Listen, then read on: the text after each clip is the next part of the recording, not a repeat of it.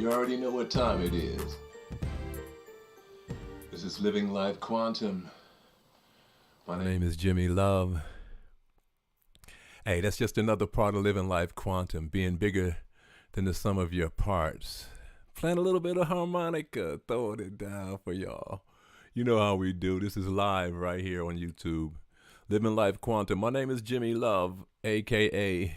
Senor Amor, also known as Mr. Dangerous, the sexiest voice on radio. Getting it down for you, putting it down with this Living Life Quantum. Now, what is it? You know, you got to learn what it is, because it's not something that's out of the ordinary. It's just having fun, living life, and staying positive, keeping your focus, keeping things in order. You know what I mean? Hold on. Oh, that's either very bad coffee or very good soup. I'm not saying spread yourself too thin. I'm just saying give the best of yourself to yourself. Your skill set, that drive that makes you the great employee for your employer. I mean, as often as you can, give the best of yourself to yourself. Create something. T-shirt, shoes, art.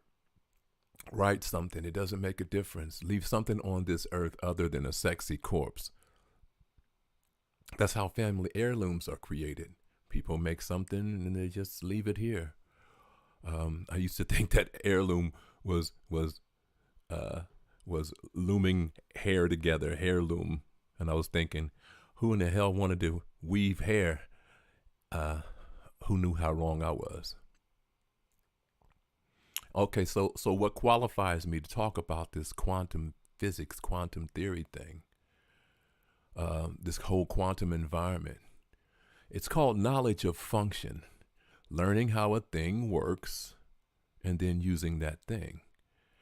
The application of cognitive functions and attention, orientation, memory, gnosis, a language, social cognition, all that stuff goes into this learning thing, this process.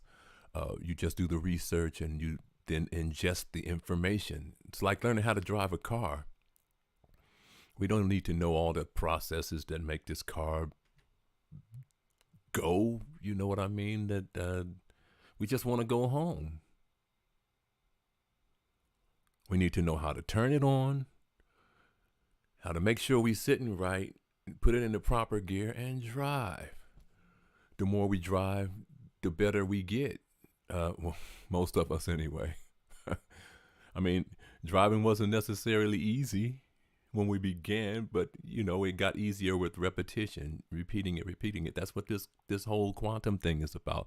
Once you learn how to use it, just repeat it. It gets easier with repetition. Now you see women driving down. Okay, sorry, ladies. I see y'all driving down the street with doing the eyelash thing and the lipstick while driving and texting and listening to a podcast on Bluetooth all at the same time. But I mean, that being said, let's get this into gear. What's quantum physics? We all know what that is. It's the study of matter and energy at the fundamental places. Identifies properties and behaviors of nature's building aces. Looks at existence on a subatomic level, molecules, how they move, what they do, how they interact, and how they settle.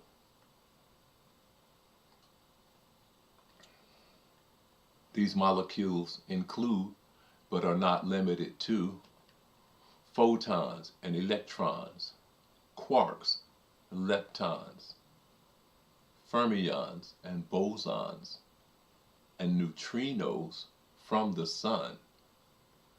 Why is this important?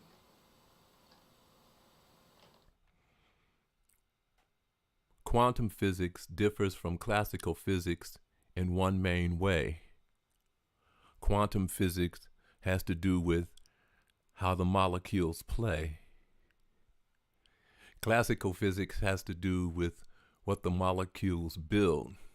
The birds in the air, the fish in the sea, the grass and the corn in the fields, the mountains and the moon, and every star, trees, stones, flowers, water, and even your avatar. What we do here is combine the classical with the quantum, like connecting an electrical device to the juice.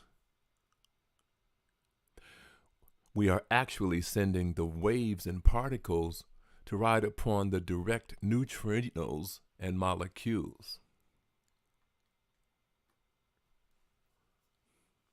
So today we will combine classical, quantum, and religion, or spiritual physics, understanding that in the big picture, there's no division.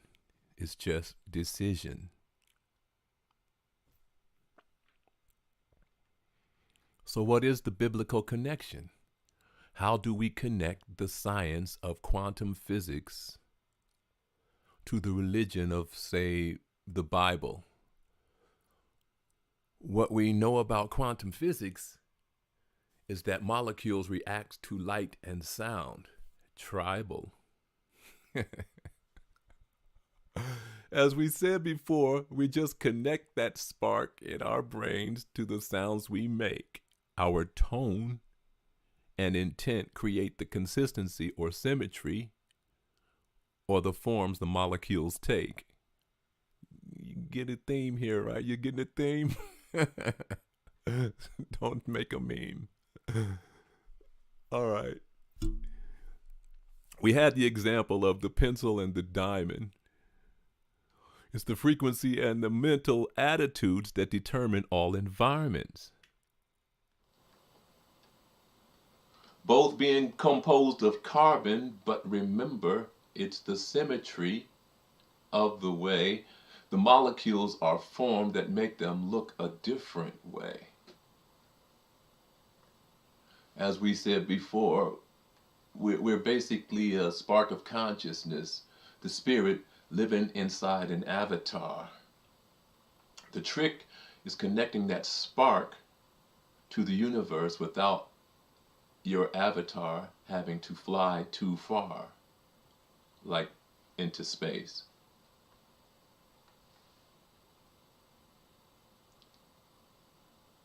So when we said that the ancients apparently Knew how to manipulate the quantum realm, we were including the Bible, while the story actually begins with the creations from speech from one of them.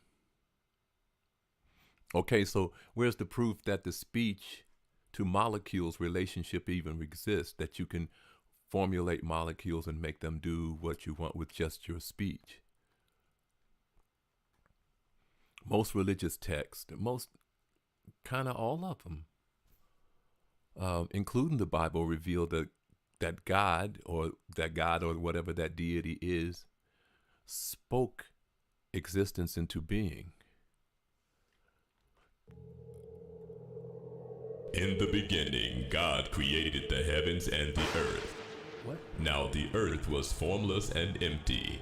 Darkness was over the face of the deep, and the Spirit of God was hovering over the waters. What?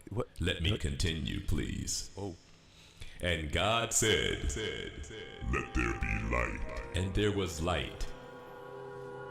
And God said, Let there be a vault between the waters to separate water from water.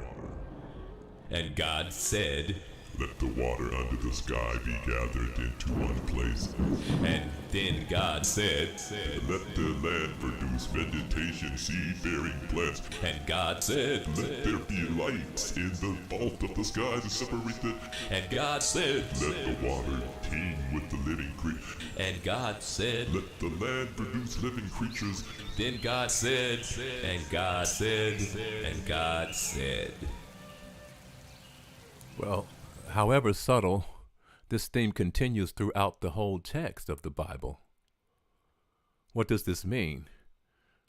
Living life quantum involves using your voice and intent to move molecules and creation. The opening lines of the good book affirm this. It's actually very clear and doesn't even need interpretation. Yes, God spoke and things happened. This is confirmed again and again in the Bible and is evidenced by our very existence. The power that this has is also it's repeated throughout the Bible. For example, Speak to the mountain and it will move. speak to the mountain and it has to move for you, no matter how big it seems.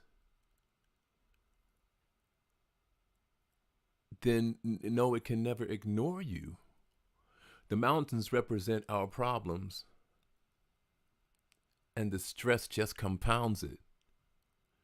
The words you say can make it move, or at least lead you around it. The mountain is the illusion. This also has to do with quantum entanglement. As above, so below. Sorry, I'm going to sneeze. This is live. That's how it does. So these things are still connected, although they're far apart. We're far apart from the universe, but we are still connected. So what we do here affects that there and all of that. So the quantum entanglement.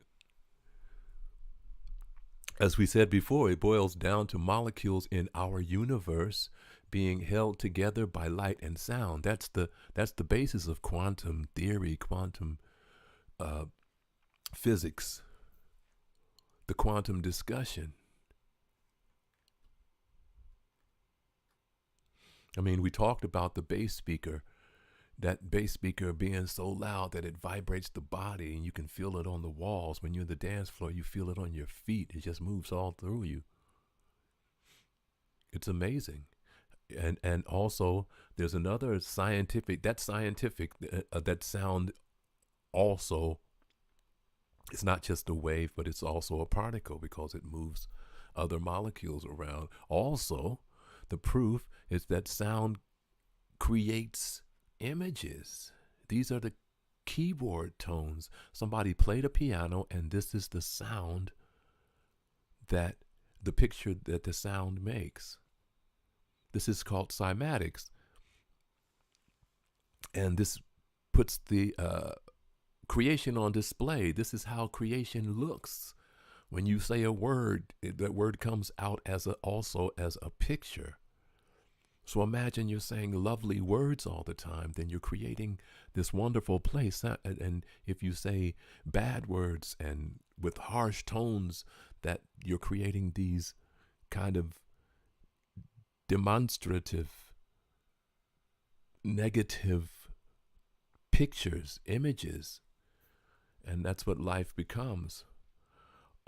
Because these words also have power. This was Masaru Emoto's words on the jars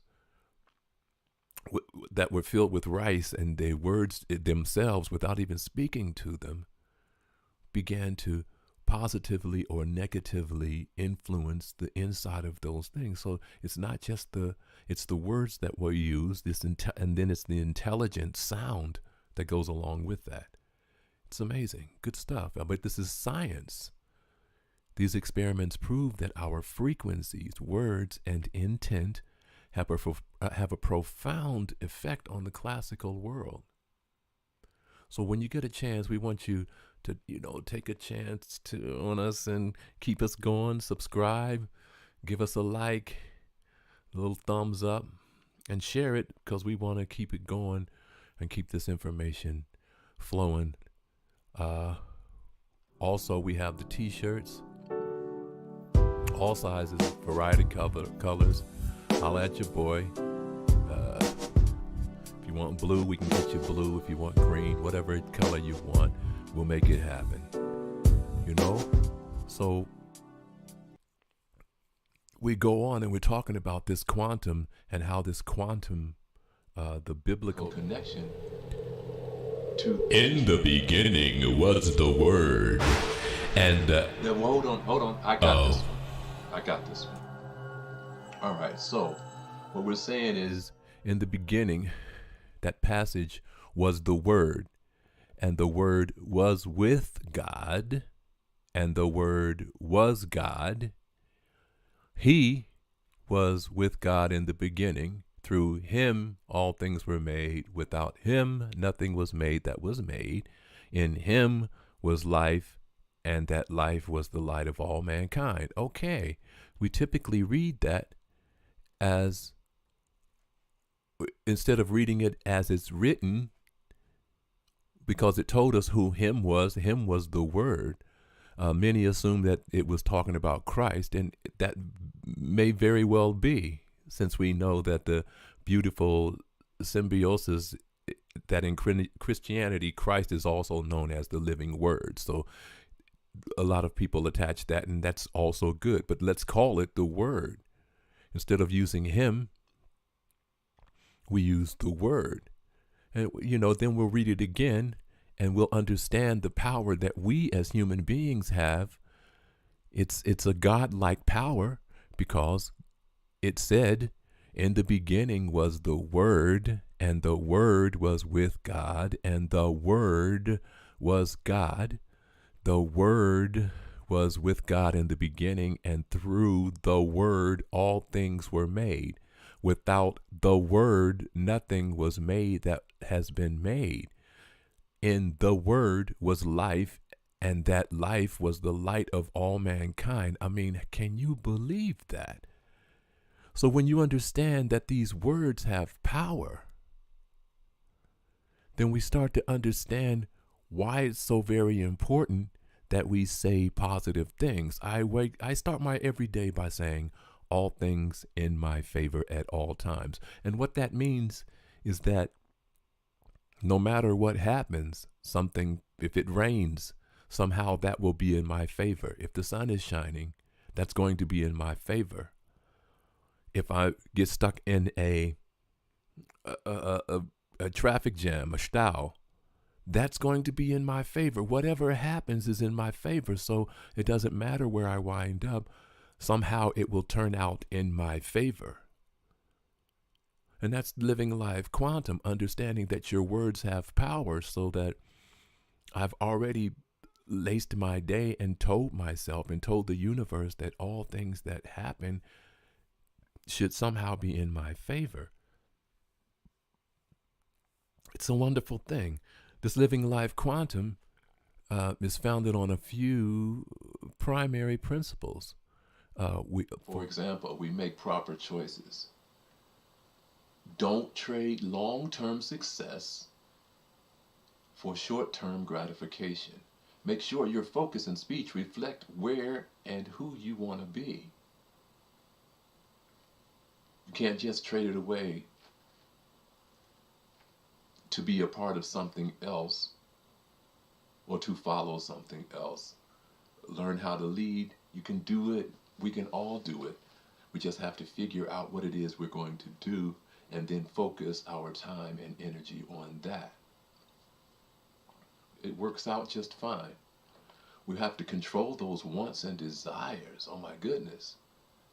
Every new thing built on this earth will someday be old. So those things, those material things that we want and desire, they're going to at some point deteriorate. What you're actually buying is the future deterioration and gambling on the actual worth of what it is you've bought. How long will you keep it? How long can it last for you? These are the things that we're trying to figure out here. Don't mortgage your future for a little bit of cash and the things that cash can buy. Create something. There was a time when that guy with the corn traded his corn with that guy with the cotton, and that was commerce. And also what we want to do is to limit the negative input and output. Since we are Charles Babbage's analytical engine, the GIGO, the garbage in, garbage out rule still applies. We're actually, we're normally products of our environment, so the company you keep and the company that keeps you matters. You can't live in fear, and that's reporting what you see. And that's like repeating the news and repeating the papers and all of that kind of stuff. Reporting what you see is not a creation, it's a validation or an affirmation. So every time you speak that negativity, then you affirm that negativity has control.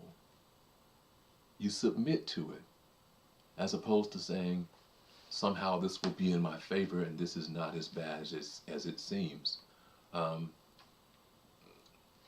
This is a race we're trying to win, and it's difficult to win when you say you've already lost. The positive outlook begins with the positive speech. And lastly, what we want to do is live as though what we do now is shaping our future. What is the goal? So that's how I should begin to live. Those things are the things upon which I should focus. What steps are taking me there? Okay, that sounds like a plan. That sounds like I have to start to make a plan, gather information and start to plan things. What books are you reading? Oh, am I doing any research? I know what my goal is. I have a plan to get there. What does that plan involve? What are you learning toward the fulfillment of those goals? Okay, what am I learning? How does the system work? Am I to create a new system? Am I supposed to climb in someone else's system? So all of these things are living life quantum. When you put those things together, then it becomes this other way of life. You begin to live just a little bit differently. I mean, we're going to have some fun. We're going to do what we do and make it real. You don't have to submit to everything. We're saying that aligning your effort and speech will keep you focused on achieving your goals. Kind of push away, drown out that outside noise. Your avatar can't react to everything in its environment. This thing right here has to react to what's in here. I mean, that's natural. I mean, I get it. Oh, hey, watch it. So you got to react to that because it's in your environment. But then what we have to do is learn how to exercise some control over how those what's affect your life. How do I receive it? Not how is it delivered to me? How do I receive it? And then how do I give it back to the universe to tell the universe what to do with it? I say all things are in my favor at all times. These things, they affect how you see and speak over your own life. And it should always be something positive. It should always be, I can, I will. I have the power to. It will be in my favor. It will happen for me. I can do this. I got it. Fly? Okay, for 5 or 6 seconds, but I can fly. Swim, whatever it is, I can do it. I know I can do it. I know you can too. I wish that you let your energy fuel your energy, and that energy fuel your energy. That energy is that inner guidance, that things that tells you where to go and what to do. Let them fuel each other. You'll be okay. We'll all be okay. I wish you well. All things in your favor at all times. Please don't forget to subscribe to us. Give us a share. Give us a like. We'll continue to bring you good stuff. And we'll see you when we see you. Peace.